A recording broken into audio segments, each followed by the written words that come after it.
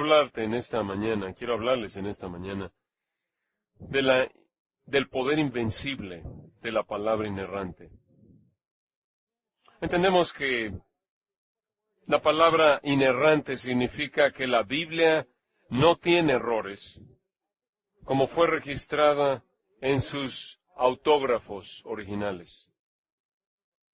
Y este es un libro sin errores en todo lo que declara. Salmo 12, versículo 6 dice, las palabras de Jehová son palabras limpias, como plata refinada en horno de tierra, purificada 7 veces, lo cual significa refinada al punto que son absolutamente perfectas. Es un libro sin fallas en todo lo que afirma. Salmo 119, versículo 140, sumamente pura es tu palabra. Proverbios 30, versículo 5 dice, toda palabra de Dios es pura, lo cual significa que ha sido colocada en el fuego, no hay impurezas que permanecen, es el oro y la plata más puros de la verdad de Dios. Jesús oró en Juan 17, versículo 17, tu palabra es verdad.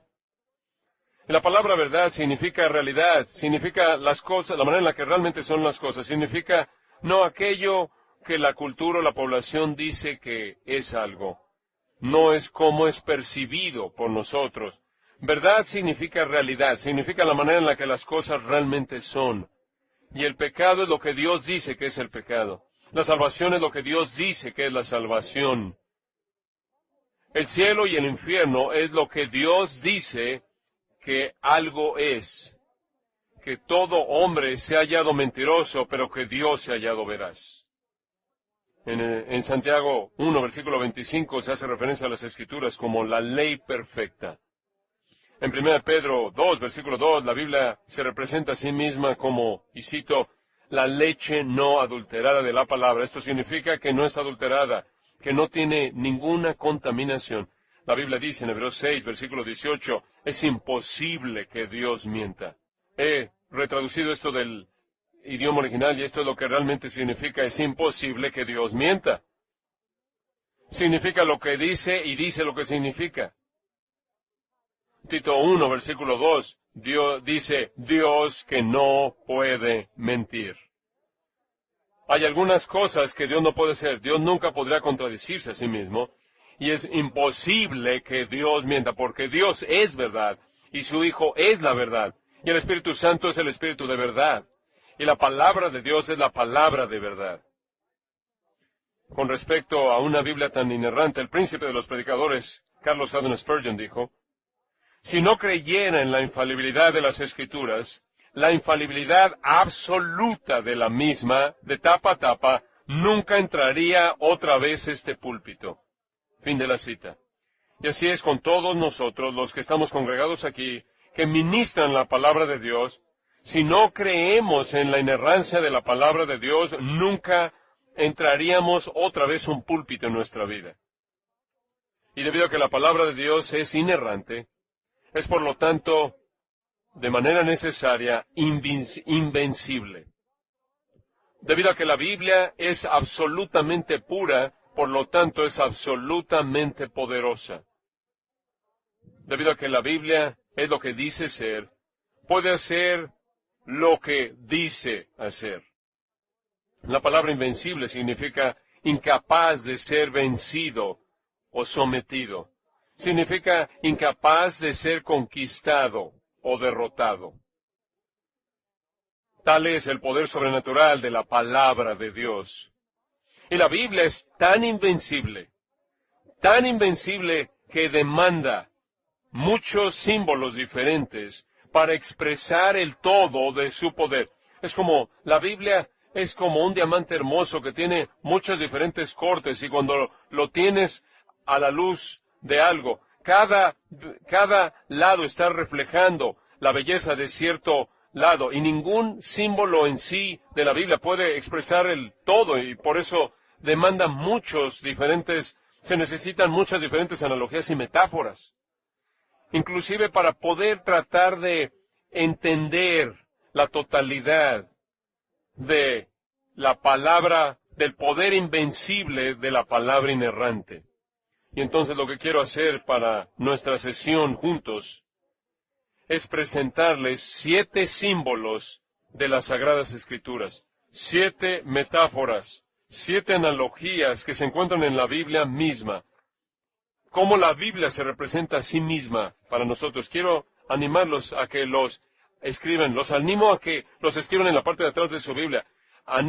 Los animo a que prediquen este bosquejo. Los animo a que enseñen esto como una lección. 7 símbolos. 7 símbolos de las Sagradas Escrituras.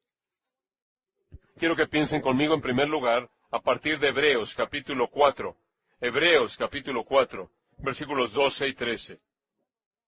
Número 1, la palabra de Dios es una espada que penetra, una espada que perfora.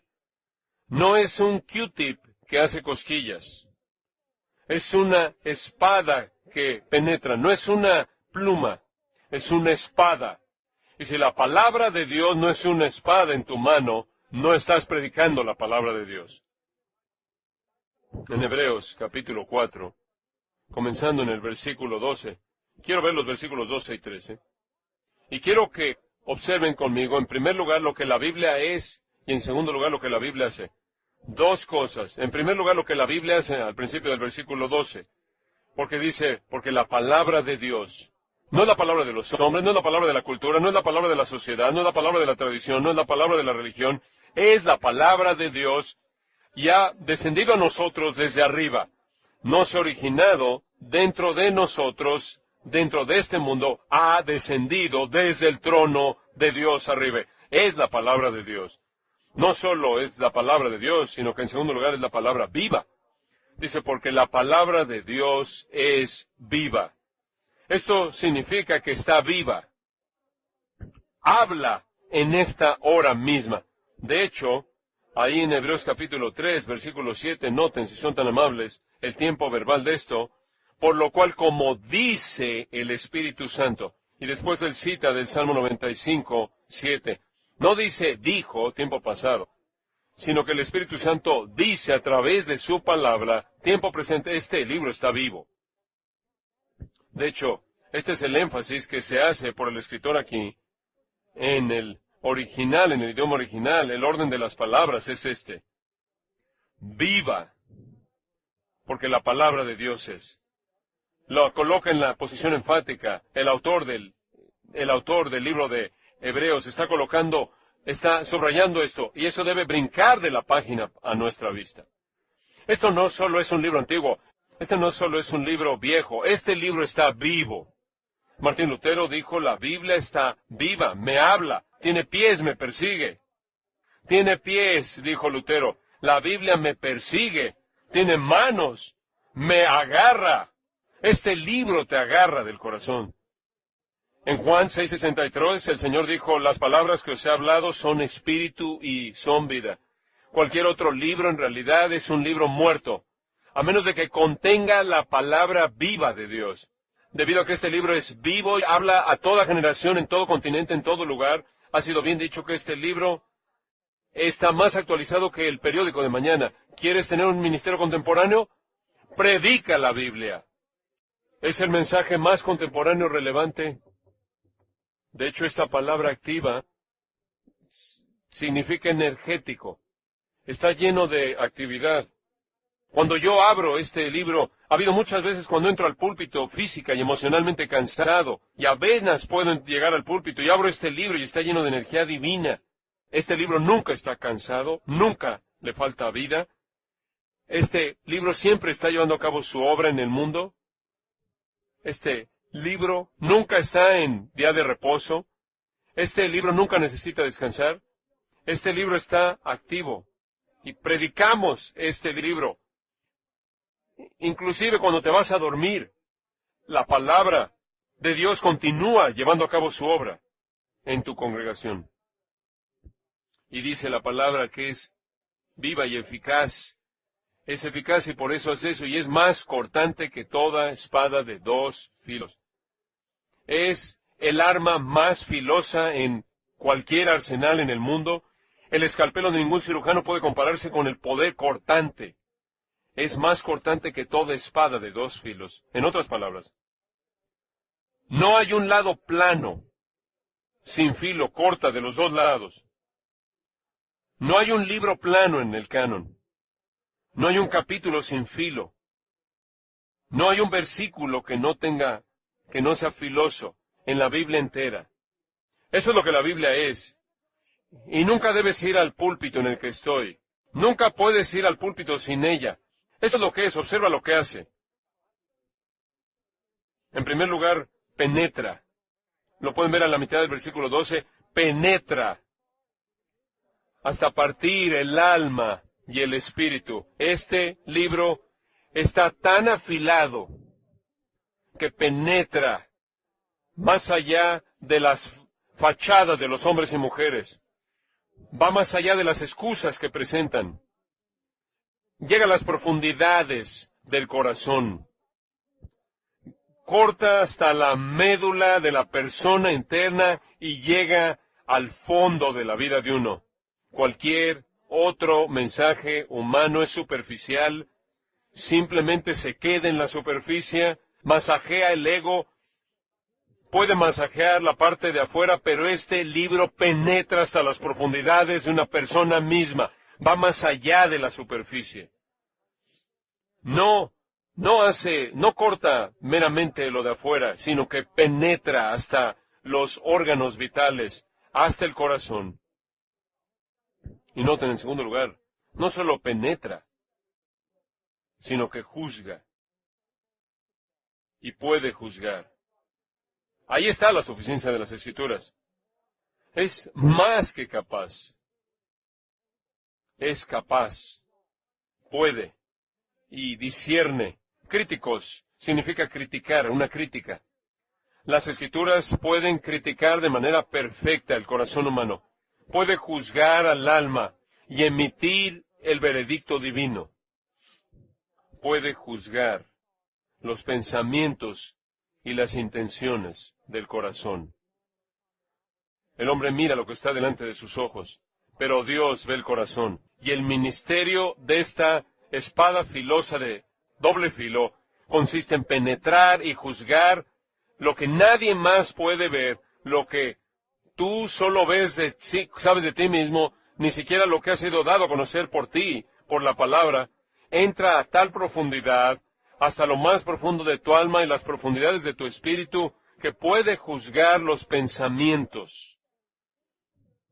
Esos pensamientos secretos e intenciones, los deseos internos, las ambiciones personales, los motivos, las actitudes más profundas. Puede juzgar los pensamientos e intenciones del corazón. Así de filosa es la palabra de Dios. Y observen el versículo 13, observen la primera palabra del versículo 13, y, lo cual significa es que lo que se encuentra en el versículo 13 continúa con la misma idea del versículo 12, conecta al versículo 12 y 13, y no hay cosa creada. Nadie en tu congregación, nadie en tu ministerio, nadie en tu casa, nadie que esté sentado bajo la espada de doble filo, no hay criatura, no hay cosa creada que no se manifiesta en su presencia. El Dios que es omnisciente, conoce todas las cosas y ve los pensamientos internos. No hay cosa creada que no se manifiesta, que se esconda de su presencia.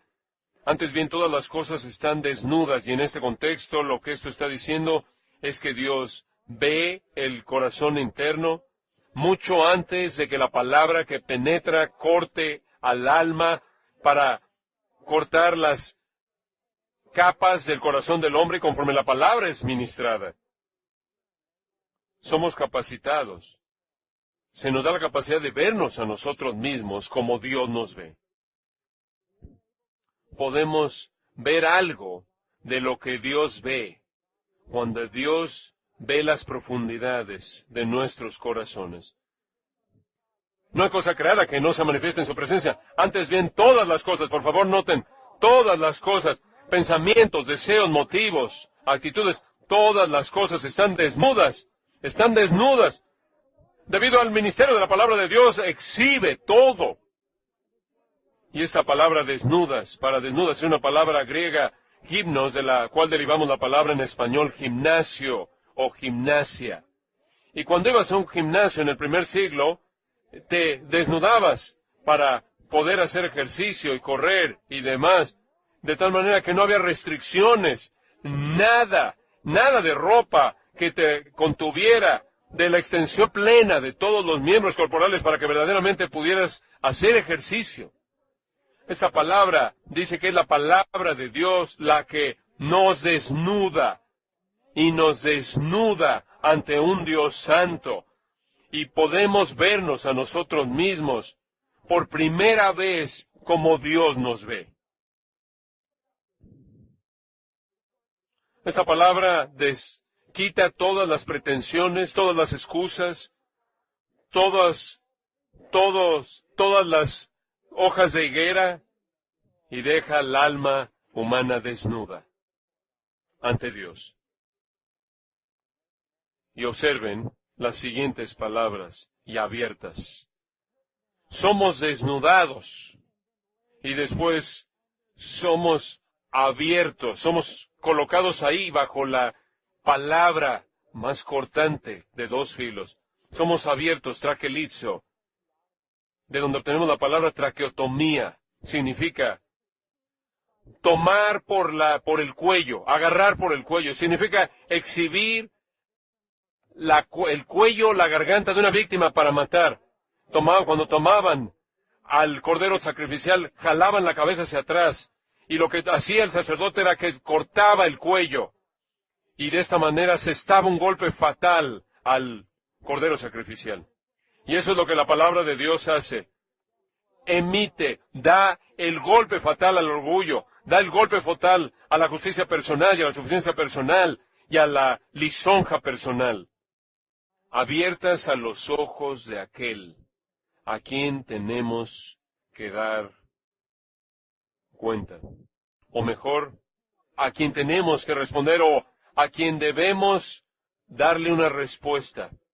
Es la palabra de Dios que establece nuestra rendición de cuentas a Dios. Entra a las profundidades del alma de una persona. Y nadie será salvo fuera de esa convicción que exhibe el alma delante de Dios, para dejar a uno en un sentido de convicción de pecado y en una necesidad desesperada de un Salvador y de su gracia, que puede llevar a cabo una cirugía de corazón abierto y dar un corazón nuevo.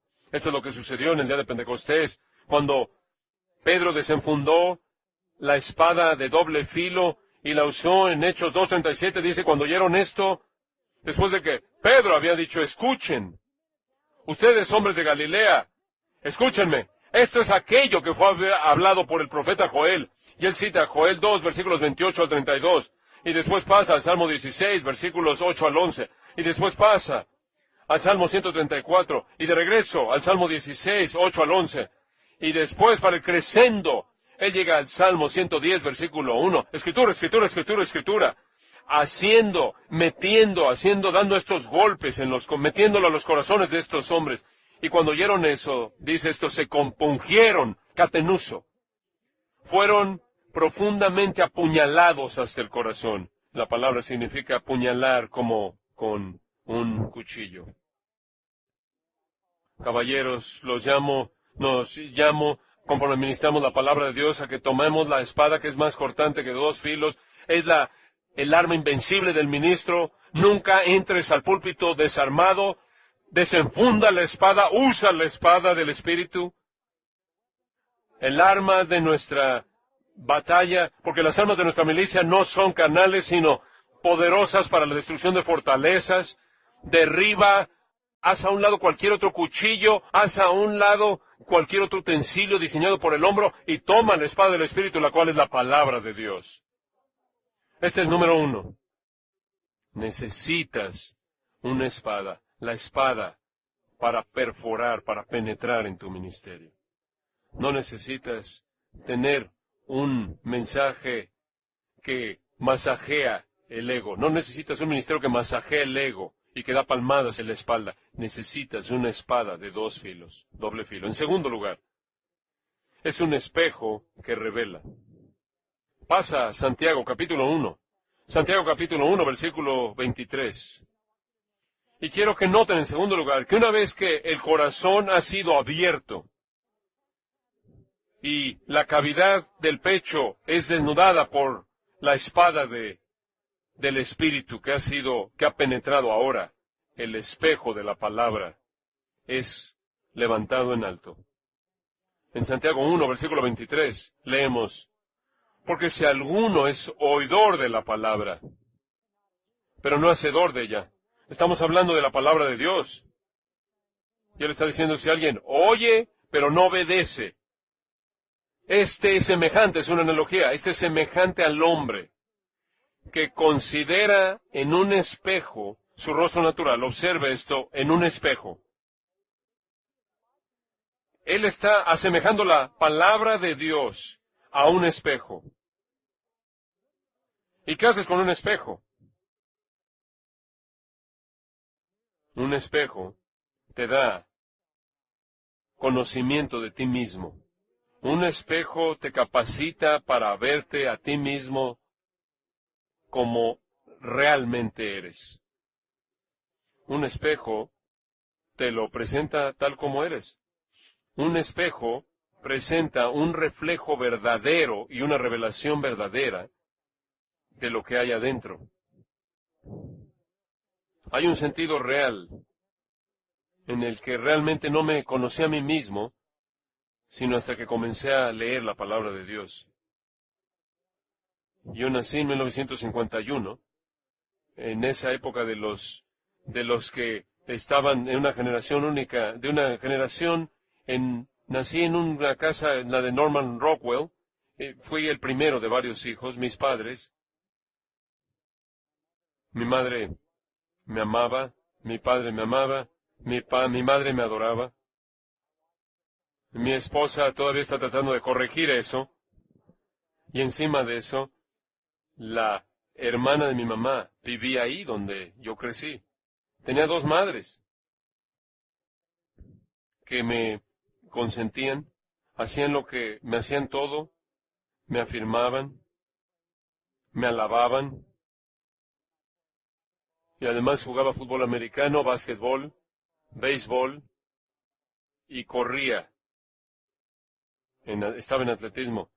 Estaba yo en ciertos certámenes, a mí se me daban trofeos, y te aplaudían las porristas. Fui a la universidad, jugué fútbol americano, y te aplauden las comunidades de alumnos, las fraternidades. Y después comencé a leer mi Biblia. Y realmente no era lo que todo el mundo decía que yo era. Cuando fui a la universidad, tenía una Biblia viva. No la de Hebreos 4:12, sino la Biblia antigua viva, viviente. Solo tenía un Nuevo Testamento. Fue una Biblia viva con fotos. Tenía fotos de atletas corriendo. Y estaban metidos ahí a lo largo del Nuevo Testamento. Y tomé llevaba ese libro a donde quiera que iba a clase, y estaba ahí en el pasillo y me sentaba ahí y estaba leyendo mi Biblia y tenía ahí plumas y no tenía ningún comentario, no tenía ninguna Biblia de estudio, no tenía ningún libro cristiano en absoluto. Lo único que tenía era una Biblia y varios colores y simplemente leí mi Nuevo Testamento y semana tras semana tras semana. Me lo llevaba al dormitorio, me lo llevaba al entrenamiento, me lo llevaba ahí al comedor. Y conforme leí este libro, era como si alguien estuviera leyendo mi corazón, como si alguien estuviera haciendo un inventario de mi alma. Y este libro no me estaba aplaudiendo, ni reconociéndome, ni adulándome. Este libro me estaba dando el retrato correcto en mi alma de quién soy en realidad. y mi necesidad terrible que tengo de gracia. Tú y yo necesitamos estar levantando en alto el espejo conforme predicamos, y tú y yo tenemos que estar detrás de ese espejo, y la gente tiene que estar viendo el espejo y no viéndonos a nosotros, sino viéndose a sí mismos.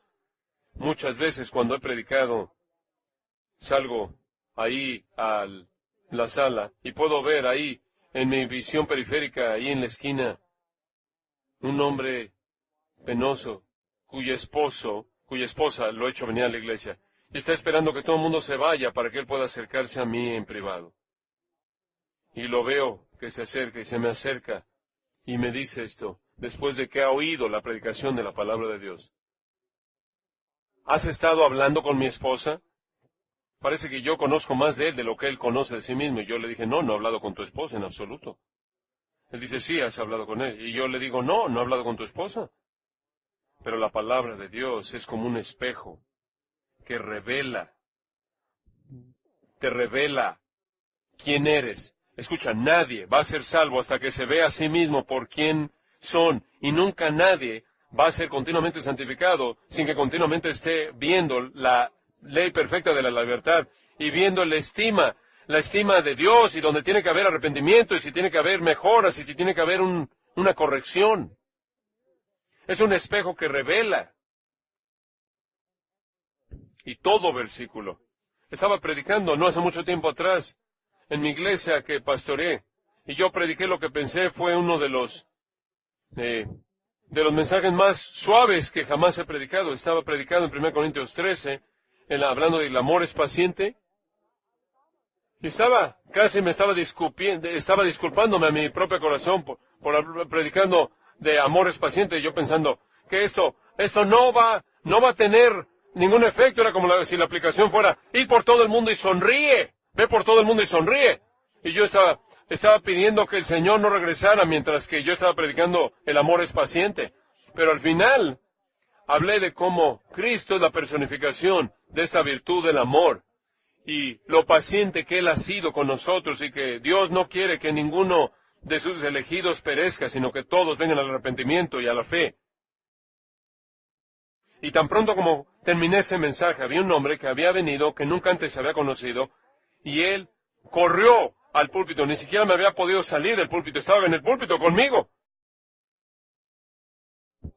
Y tenía esa mirada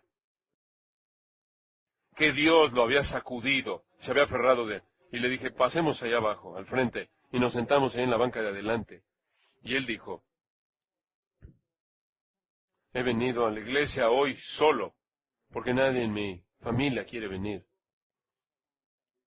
porque soy tan impaciente, y porque soy tan dominante y tan abrumador, y los controlo, y tú has hablado de la paciencia de Dios hacia nosotros en Cristo, y la necesidad que yo tengo de ser paciente. Y ahí en la banca de enfrente de la iglesia, después de que todo el mundo se había ido en ese santuario, ese hombre nació de nuevo. Fue la palabra lo que se reveló a sí mismo y le reveló quién era. Y escucha, puedes hablar de la cultura y de la sociedad, y reseñas de libros y citar poemas y hablar de programas de televisión y de películas, y en la mayoría de los casos tiene el efecto opuesto, pero cuando tú colocas en alto el espejo para que la gente se vea a sí mismo y ve su necesidad apremiante de gracia, vienen a Cristo. En tercer lugar, no solo la palabra es una espada y un espejo, sino que en tercer lugar es una semilla. Quiero que vayan a 1 de Pedro, capítulo 1, versículo 23. 1 de Pedro 1, versículo 23. Y quiero que vean que la palabra de Dios es una semilla que germina, es una semilla que regenera, es una semilla que reproduce. Pedro escribe en 1 de Pedro 1, versículo 23, siendo renacidos. Detente ahí. El siendo renacidos se refiere a todos los creyentes que han sido dispersados, que él menciona en el capítulo 1, versículo 1. Y él les dice a estos creyentes verdaderos, han sido renacidos. Es un pasivo perfecto participio, lo cual significa es que esto ya pasó en el pasado y fueron pasivos y alguien actuó sobre ellos. Esto es lo que llamamos la regeneración soberana. Esta es una regeneración monergista. Es Dios actuando sobre el alma espiritualmente muerta.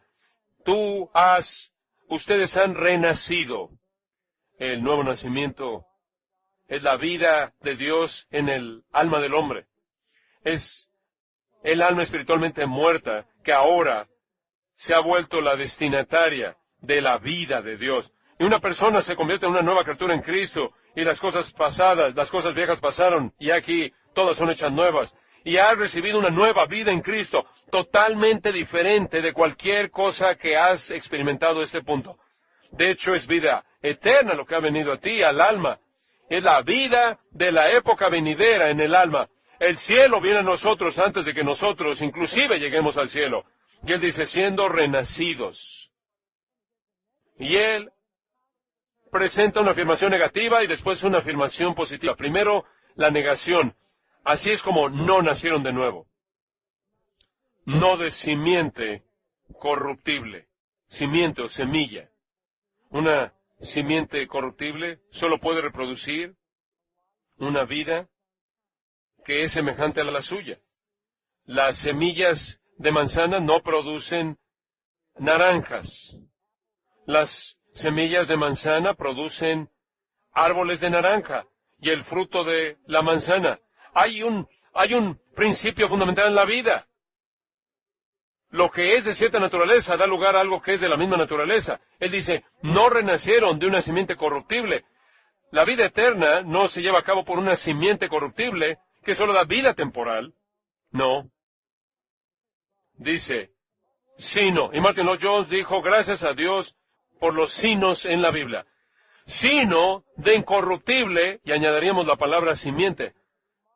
Simiente, una simiente o una semilla es algo maravilloso, contiene un embrión de una planta dentro de ella, lista para germinar y propagarse. Dentro de una semilla está la capacidad de reproducirse.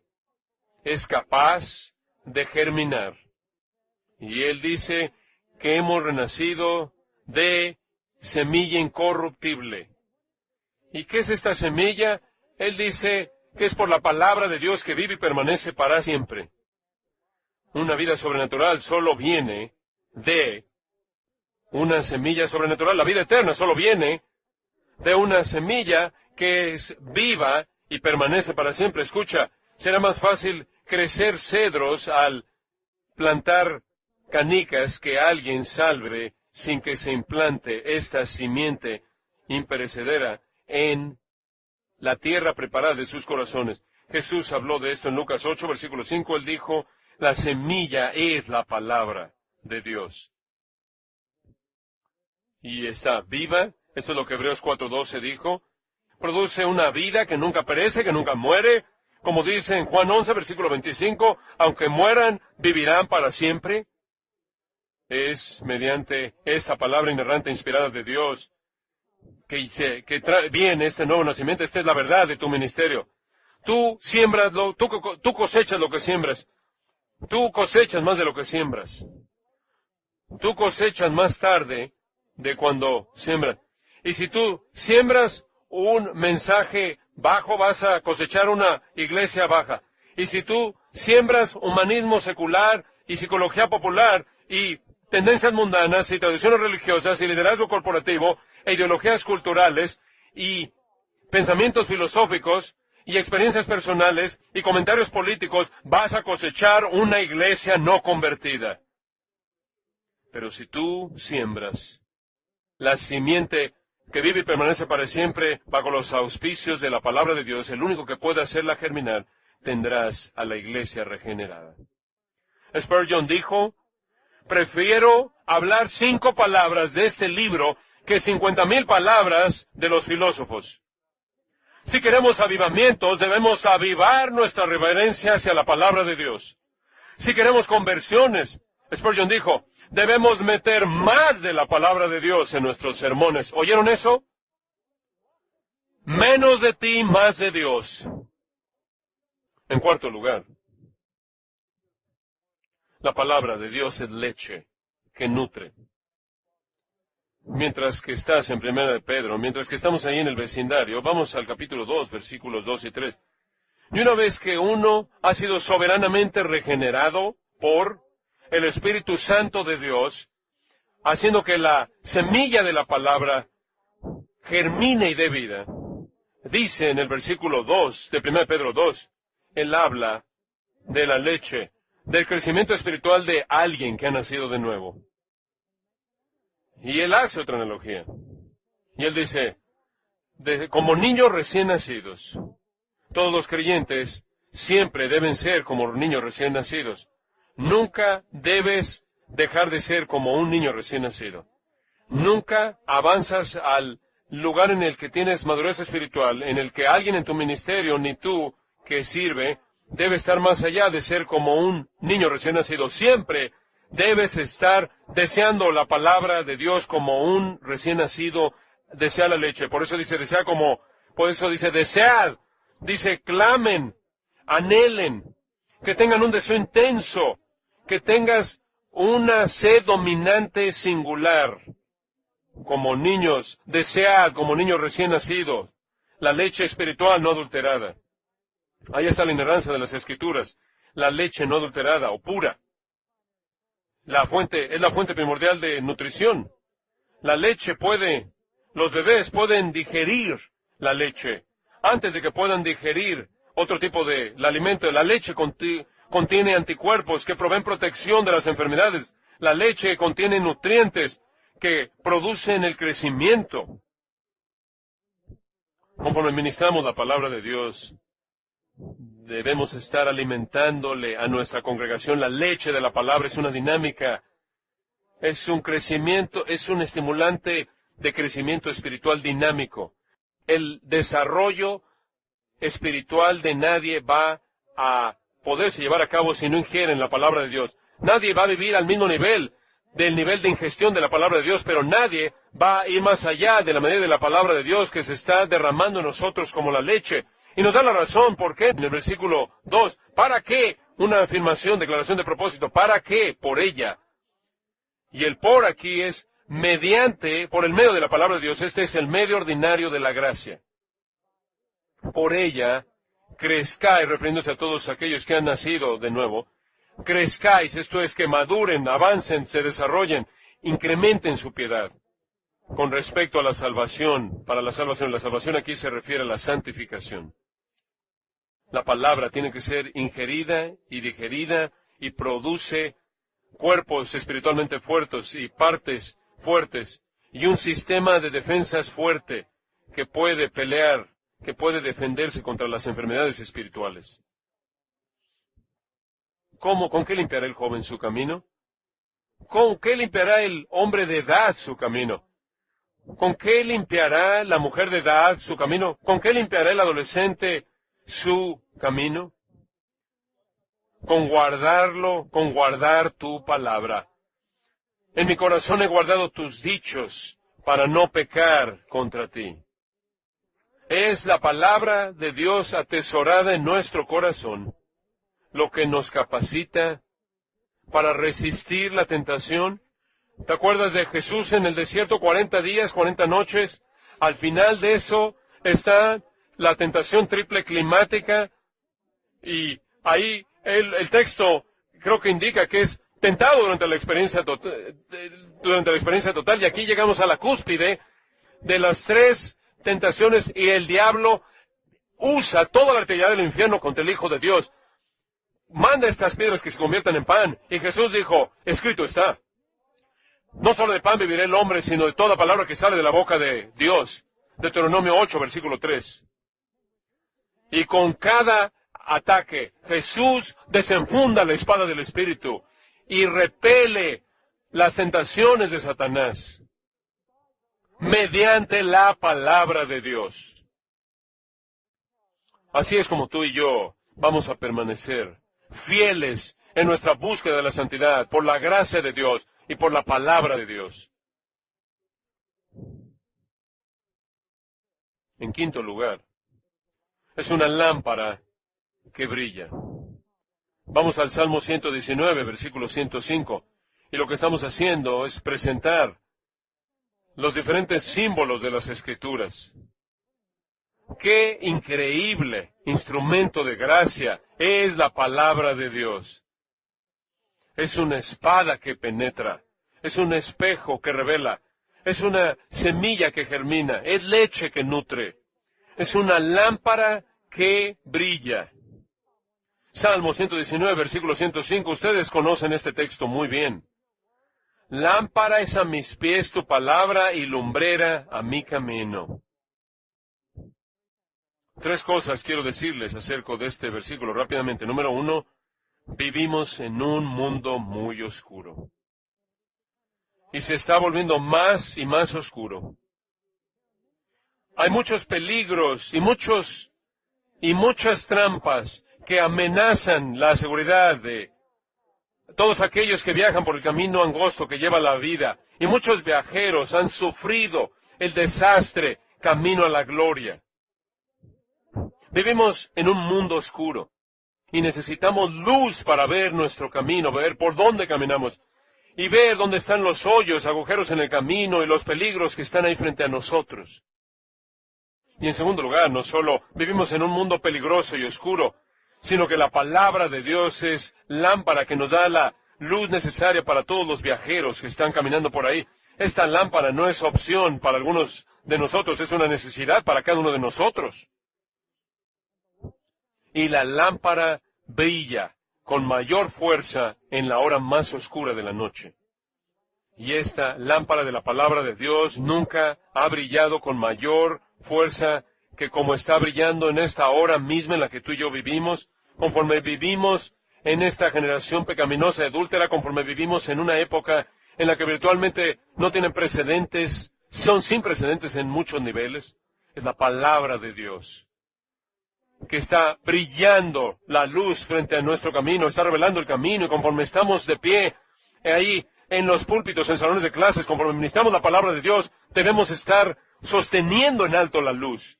Proverbios 6, versículo 23 dice, el mandamiento es luz. La enseñanza es luz. Debe ser alguien que lleve una antorcha en la mano. Salmo 19, versículo 8. El mandamiento de Jehová es puro, que alumbra los ojos. Segunda de Pedro 1, versículo 19. La palabra profética es más seguro, que brilla como antorcha en lugar oscuro. El doctor MacArthur ha compartido conmigo que lo número uno que le dice a él después de que él predica, ¿qué crees que es? Oh, ahora lo veo. Y la luz está brillando conforme abrimos el libro y la gente ve con una cosmovisión cristiana y la gente ve usando lentes cristianos y ven ahora con luz que está brillando en una época oscura. Y lo tercero que quiero que vean es que dice, lámpara es observen, mis pies tu palabra. Y el énfasis aquí no está en la cabeza, no en los oídos, no en el corazón, sino que está en los pies. Y presupone que entra por la cabeza y viene a través del oído, los ojos, y presupone que esta luz está brillando en el corazón, pero no se detiene ahí, ¿verdad? Y no es real, sino hasta que afecta los pies. Y lo que aprendemos es lo que tenemos que vivir y practicarlo. Y dice, lámpara es a mis pies tu palabra.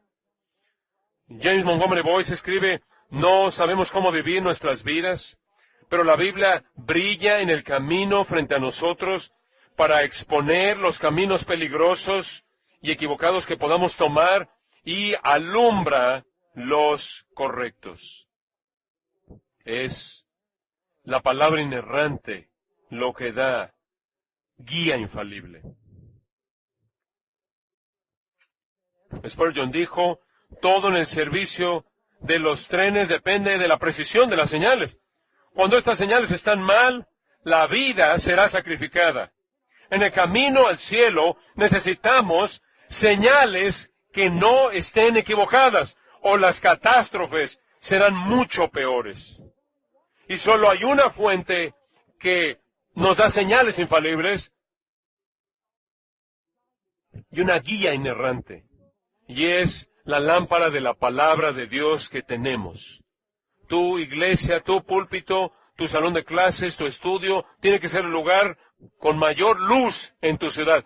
Tu ministerio tiene que estar brillando con mayor luz que 1000 soles que están en el cielo arriba, penetrando en la oscuridad. 6. Número 6. La palabra de Dios es un fuego que consume. Pasa a Jeremías, capítulo 23, versículo 29. Jeremías 23, versículo 29, en donde leemos que la palabra de Dios es un instrumento poderoso como fuego que consume. En Jeremías 23, versículo 29, en esta sección que está tratando con los profetas falsos, Dios es el que está hablando. Jeremías es el secretario. Y Dios declara, y Jeremías registra esta pregunta de los labios de Dios. ¿No es mi palabra como fuego? Esa es una pregunta retórica, la respuesta a la cual es tan obvia que Dios ni siquiera va a responder a la pregunta. Porque si tienes 2 células cerebrales que están tocándose entre tus oídos, conoces la respuesta. Y es una forma poderosa de comunicación. No es esta una pregunta, esta es una afirmación. ¿No es mi palabra como fuego? En este contexto más amplio, en este capítulo, si puedo llevarlos ahí rápidamente, las referencias al versículo 25, los profetas que profetizan falsamente. Versículo 26, los profetas que hablan del engaño de su propio corazón. Versículo 27, profetas que hacen al pueblo de Dios olvidar el nombre de Dios. Versículo 28, profetas que cuentan sus sueños y no tienen nada que ver con la palabra de Dios. Y versículo 30, Dios está en contra de estos profetas de nuevo. Versículo 31, Dios de nuevo está en contra de estos profetas. Versículo 32, Dios está en contra de estos profetas. Versículo 34, Dios castigará a estos profetas y todos aquellos que siguen su mensaje abominable. Y Dios mismo es un fuego consumidor. Y la palabra de Dios es como fuego. Y Dios promete juicio y va a consumir a todos aquellos, todo aquello que no está edificado sobre la roca sólida de su palabra. Más antes, en Jeremías 5, versículo 14, Dios dice, he aquí, yo pongo mis palabras en tu boca por fuego. Y el pueblo, y a este pueblo por leña, y los consumiría. Y el mensaje que tenía Jeremías de Dios para el pueblo de su generación era un mensaje de fuego que lo iba a consumir toda la incredulidad. E iba a traer el fuego de juicio contra todos. Si no se vuelven al Señor, se arrepienten de su pecado y creen en el Señor Jesucristo. Esto también es parte de nuestro mensaje. Nosotros también al predicar la palabra. Porque el mensaje que predicamos va a hacer que la gente o que sea bendecida o que sea quemada. Y o van a estar encendidos o van a estar en el fuego. O van a estar encendidos por Dios, para Dios, o estarán en el fuego de Dios, y no hay una posición mediadora entre estos dos puntos. ¿Y cómo necesitamos, de nuevo, qué necesidad tenemos el día de hoy a hombres que se pongan de pie y prediquen como Jonathan Edwards, pecadores en manos de un Dios airado? Aunque predicamos la gracia y la misericordia de Dios, necesitamos Romanos 1, tanto como necesitamos Romanos 3. No es uno u otro, son ambos. Y la palabra de Dios es un fuego consumidor.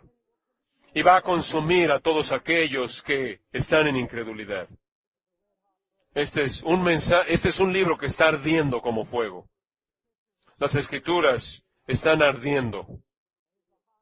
Y es el mensaje más caliente que este mundo jamás ha escuchado. Y cuando eres llamado a predicar, eres llamado a jugar con fuego. Finalmente, La palabra de Dios no solo es un fuego que consume, sino que en este mismo texto, en el versículo 29 de Jeremías 23, es un martillo que quebranta. Es un martillo que quebranta. No hay fuerza en el mundo que se compare con el poder, con el poder que quebranta de la palabra de Dios para superar toda resistencia ante su poder. En Jeremías 23, versículo 29, Dios de nuevo es el que habla, Jeremías es el secretario y el que registra. Este es un dictado. Estas son mis palabras. Dios dice, escríbelas, Jeremías, entrégaselas al pueblo, colócalas en las Escrituras, para que toda generación que oiga esto, no es mi palabra como martillo que quebranta la piedra. Esta es otra pregunta retórica, la respuesta a la cual es un sí, afirmativo, es un sí, es un amén, cierto, es una declaración que la palabra de Dios es como un martillo que quebranta la piedra. Es como un martillo pesado, es como un marro. Y hombres débiles, pequeños, están en un púlpito con un marro y traen la fuerza de la palabra de Dios en los corazones que son resistentes y quebranta el orgullo y aplasta y desintegra la justicia personal. En este versículo, no es mi palabra como martillo que quebranta la piedra de los falsos profetas mencionados en los versículos previos y en los siguientes versículos, y también se refiere a aquellos que están aliados con el mensaje de los falsos profetas. Estos falsos maestros y falsos seguidores son como una roca. Son duros de cabeza, son duros de corazón. Sus frentes son como pedernal. Son incircuncisos de corazón, tienen un corazón de piedra que se resiste a la verdad de Dios. Y sus mentiras en sus corazones no responden a las cosas de Dios, están espiritualmente muertos, son como una roca. ¿Y cómo es que ellos van a ser llevados a la humildad ante el trono de la gracia? ¿Cómo es que ellos llegarán a ser humillados ante Dios? Y es mediante esta arma invencible de la palabra de Dios. Rompe toda resistencia en el día del poder de Dios. Este martillo es más duro que el corazón más duro. Este martillo es más duro que las cosas que se presentan ante él.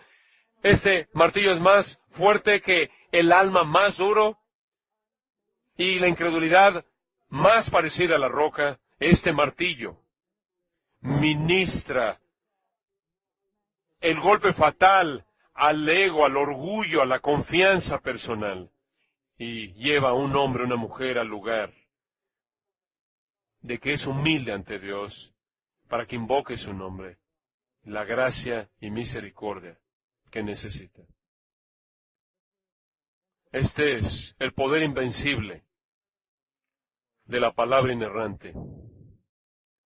Los llamo en este día a desenfundar la espada, a colocar en alto el espejo, a esparcir la semilla, a servir la leche, a tomar la lámpara, a esparcir el fuego, a mover el martillo.